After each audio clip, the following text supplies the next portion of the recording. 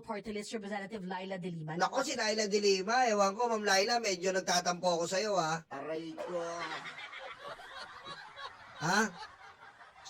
Medyo nagtatampo ang mga vlogger sa'yo, Ma'am Laila De Lima, BBBM vlogger. Nakakalimot ka na sa sumpaan, Ma'am Laila De Lima, ha? Aray ko. Alam mo yan, ha?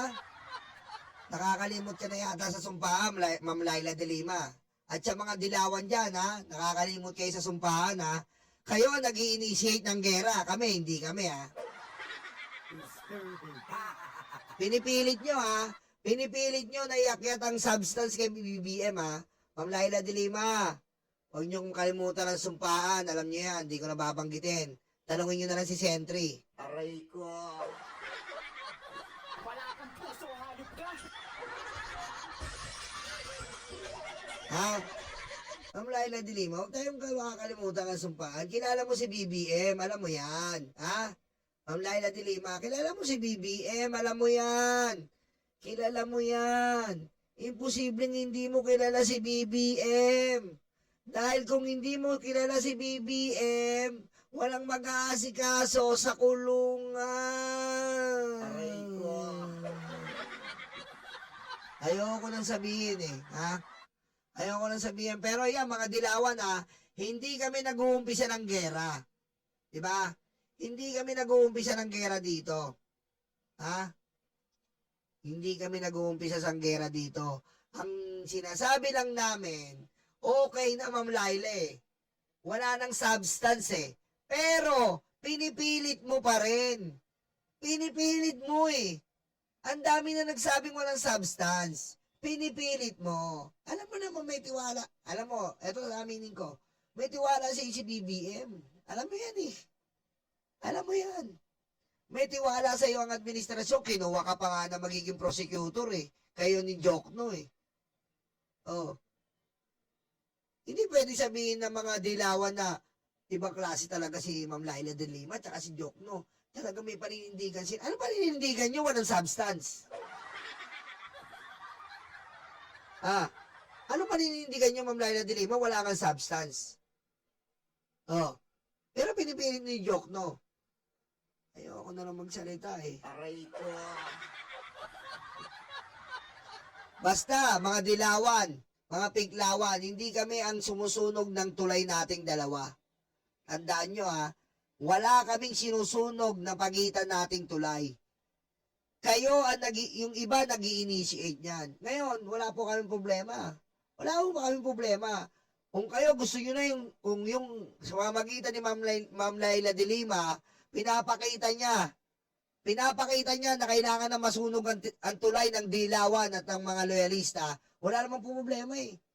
Eh di, wala akong problema, pero hindi kami ang nagsimula. Ha?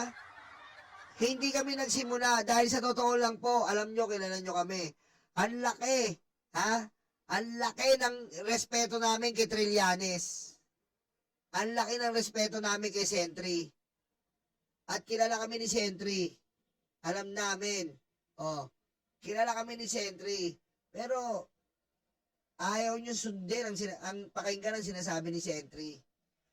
Kayong dilawan, huwag kayong masyadong purist. Kayong dilawan, di ba? Lawakan nyo naman yung mga utak nyo.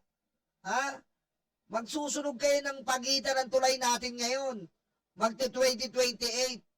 Nagpipiling na naman kayo na kayo ang dapat maging malakas. Pero mahirap sa ibang dilawan eh.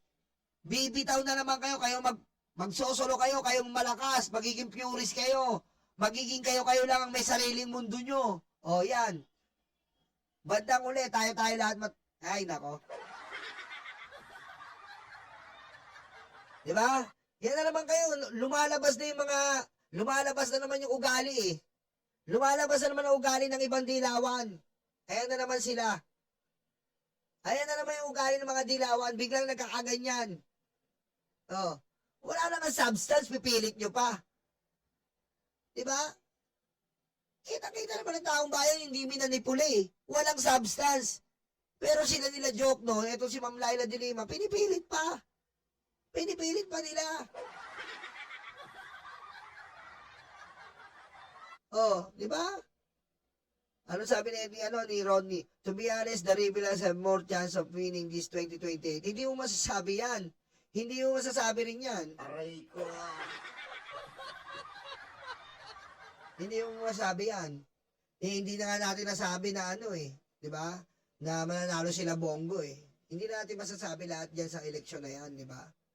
Pero masasabi natin, yung ugali ng tao, iba, nag-iiba, pagkatapos mong bigyan ng pagkakataon. Yun ang mahirap doon eh.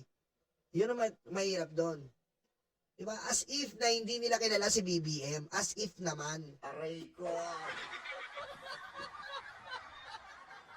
As if naman na parang hindi nyo kilala si BBM. And as if naman, ha, na wala kayong background sa law. Hindi kayo marunong sa batas. Kayo marunong kayo sa batas, alam nyo eh. Ba't yung ibang abogado bumoto ng walang substance, kayo hindi? Kita-kita nyo naman eh. Walang substance, pipilit nyo pa? Ito ang pinakamalakas. Ito pa, Ma'am Laila de Lima.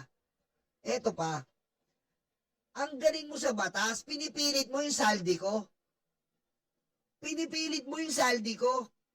Yung saldi ko ba na authenticate na legit? Ano ba sabi sa batas? Kailangan legit ang ipepresent na evidence. Eh, tingnan mo nga nagkalat sa FB, ang daming AI, kuwang-kuha yung kay saldi ko. Tapos ipipilit mo yung saldi ko? Ano yan, Ma'am Laila de Lima? Ano yan? Nauubusan ka na ba? Aray ko. Ha? Doon ako talagang bumaba ang pagtingin ko sa'yo. Dati okay pa eh. Ang taas ng pagtingin ko sa'yo kasi ang galing mo sa batas. Biro mo, ipipilit mo yung kay saldi ko? Hello? Hello? Ipipilit mo yung kay saldi ko? Sure? Sure? Aray ko. Sige nga. Kayong mga dilawan, explain mo ngayon. Kayong mga dilawan, explain nyo ngayon bakit pinipilit ni Laila de Lima yung video ni saldi ko. Eh kayo mismong mga dilawan ang nagbabati ko sa video ni saldi ko. Tapos si Laila de Lima, pinipilit niyang matinding ebidensya yung video ni saldi ko. Saan tayo lulugar niyan? Aray ko. Oh. Oh. Di ba? Sabihan niyo si Ma'am Laila de Lima, ang pangit ng pagkaagawa ng saldi ko niya. Nagiging totoo lang po tayo dito ha. Nagiging totoo tayo kasi hindi natin mapapalampas yun. Para ipilit mo yung kay saldi ko. Authenticated ba? Alam niya mismo yung batas eh. Alam niya mismo yung justice system. Oh. Dahil naging sekretary siya ni Pinoy. Oh. Tapos ipipilit mo yung saldi ko. Sus mio. Oh. Anak ng... ano mga dilawan? Alam niyo na. Iba yung ebidensyang inilatag sa inendorso nilang impeachment complaint. Patunayan daw dapat ng bise na walang basihan ang mga alegasyon dahil kung hindi, dapat daw siyang managot sa mga akusasyon ng paglustay sa pera ng taong bayan. Sinisika pa ng GMA Integrated News na kunin ang panig ni Senator Hontiveros. Nasa tanggapan na ni House Speaker Bogie D ang dalawang verified impeachment complaints laban sa bise. Ang inaabangang susunod na hakbang ay ang maisama ito sa order of business sa plenaryo ng Kamara. Ang nagpakilalang dating civilian intelligence agent ni VP Sara at ng amang si dating Pangulong Rodrigo Duterte na si Ramil Madriaga, handa raw humarap sa pagdinig sa Kamara sakaling ipatawag siya. Ilan sa mga akusasyon ni Madriaga ay pinondohan umano ng mga drug dealer at pogo ang election campaign ni VP Sara noong 2022. Siya rin daw ang bagman o taga-deliver ng bise ng malalaking halaga ng pera. Pero paglilinaw ni Madriaga, walang lumapit o nag-abiso sa kanya nang isinama ang kanyang affidavit sa reklamong inendorso ng Akbayan Group. Nung may file tong impeachment na to, hindi ko nga namin alam na gagamitin. Sa news report ko lang nalaman na ginamit pala nila as one of the grounds. Yan. After filing, wala hong lumalapit na i-ready na or what. Nauna nang pinabulaanan ni VP Sara ang mga alegasyon ni Madriaga para sa GMA Integrated News. Oh, yan ha. O, ayan po ang sinabi ng Akbayan at ni Laila de Lima. Ayan, Ma'am Laila de Lima, umayos tayo. Di ba? Alam nyo na yan. Anak ng weteng, oh. ayaw ko na lang magsalita dito talaga kasi baka may masaktan na ng mga kaibigan natin dilawan eh. Ayoko lang talaga makasakit ng dilawan ngayon eh. Dahil, baka sabihin nyo, pero, hindi po kami titigil, ha? Huwag nyo pong sabihin na, porket ganyan, hindi namin kayo babatikusin. Once na nararamdaman na namin na binabatikos nyo na si Presidente, wala pa kaming gagawin talaga kundi bumatikos. Ha? Wala po kami babatikusin namin kayo. Di ba? Mahirap po yan, ha? Kasi, ako kasi, may alam ako kay Laila de Lima. Kaya nagagalit ako. May alam ako dyan kay Laila de Lima na may, ay, hindi ko talaga pwede masabi. Ha? Kasi yung ibang dilaw dyan, nagmamagaling lang. Wala kayong alam about Laila de Lima. Kung malalaman nyo na ang ginawa ni BBM kay Laila de Lima, baka mapawaw ka. Baka mapawaw ka. Aray ko. Ha? Alamin nyo muna. Kaya nagagalit si Sentry. Alam nyo po kaya nagagalit si Sentry. Ganyan yung mga ibang dilawan eh. Di ba? Biglang nagmamagaling. Di ba? Biglang nagmamagaling eh. Biglang nagmamagaling. Ewan ko lang. Sa kalalagyan ni Sentry. Ayoko pa sabihin. Sa kalalagyan ni Sentry ngayon 2026. Tingnan natin mga dilawan kung anong masasabi nyo kay BBM. Sige. Yan, inaamon ko kayo. Sige, balatan nyo si BBM. Tapos, pag si BBM may nilagyan si Sentry, sabihin nyo, wow, BBM, mapapawaw kayo ngayon kay BBM. Aray ko. Yan eh. Yan tayo eh. Yan kasi tayo eh. Ha? Yan kasi. Pag tinutulungan tayo, minsan, nagkakaroon tayo ng Alzheimer's. Abangan nyo, mga dilaw, mga pink. Pag si Sentry, guglatin kayo mismo ni Sentry. Wala kasi kayong alam eh. Ang alam nyo lang, mumakngak. Yan ang mahirap sa ibang dilaw eh. Masyado kayong purist. Masyado kayong, kailangan kayo ang bida. Ganyan yung ibang dilaw eh. Kailangan sila ang bida. Sila ang malinis. Yung naging dilaw nila ang ipagmalaki. Aray ko. Walang perpekto. Handaan nyo mga dilaw na iba dyan. Wala pong perpekto. Ha? Lahat ng administrasyon, walang perpekto. Lahat ng gabinete, walang perpekto. Miski si BBM, hindi perpekto. Pero kayo kung basta perpekto,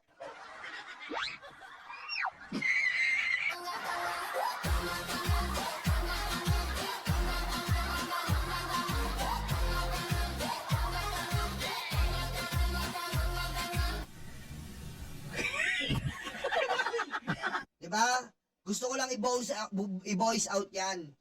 Yung nangyari, yung nangyari dyan sa ginawa ni Laila de Lima, ayos na yung mga une. Biglang hinabol niya yung kay Saldi ko. Iba na yan. Ayos na eh. Ayos yun eh. Ayos yun, dumaan si de Lima sa proseso na, sa tingin niya, in his own idea, na may substance. Okay. Ayos lang yun. Own idea niya eh. Pero, nung hinirit niya, malakas po ang ebidensya.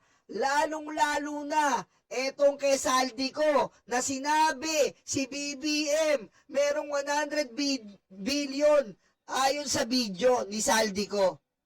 Ano yun? Ano yun? Pinaniwalaan mo yung video ni Saldi ko? Isa kang Secretary of Justice ni Pinoy? Sure ka? Aray ko. Ayan lang. lang ha, yan ang sasabihin sa amin sa inyo mga dilawan. Ayaw namin sunugin ang tulay natin. Pero kung kayo na nag-uumpisang manunog ng tulay, kayo bahala. Pero etong tulay na to iniingatan natin dahil hindi pa tapos to eh. 2026 pa lang. Pero ngayon parang pinapakita nyo sinusunog nyo yung tulay. Di ba? Sinusunog nyo yung tulay.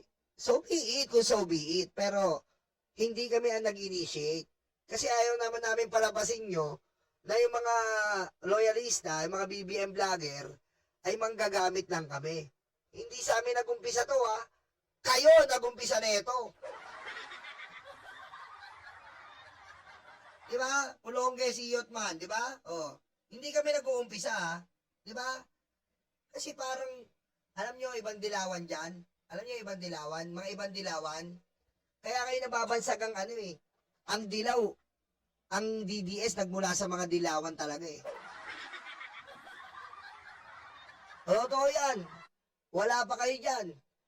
Si Cory Aquino, baka si Cory Aquino ang nagposisyon kay Duterte, baka hindi alam ng ibang dilaw dyan. Aray ko.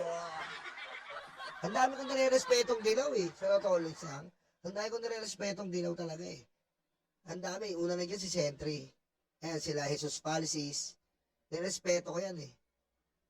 Diba? Pero, alam niyo naman, pag mali talaga, tinatake ang Pangulo, hindi ba pwede yun? Hindi po pwede yun. Sabi ko nga sa inyo, yung mga isipin nyo na lang po, yung pinaglaban ng dilaw.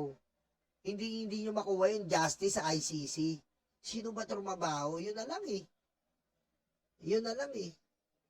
Sino ba yung trumabaho? Matagal nyo na sinisigaw. Nila Father Flavi. Diba, Father Flavi? Yung mga sinisigaw nyo. Hustisya sa ICC. Sino ba yun?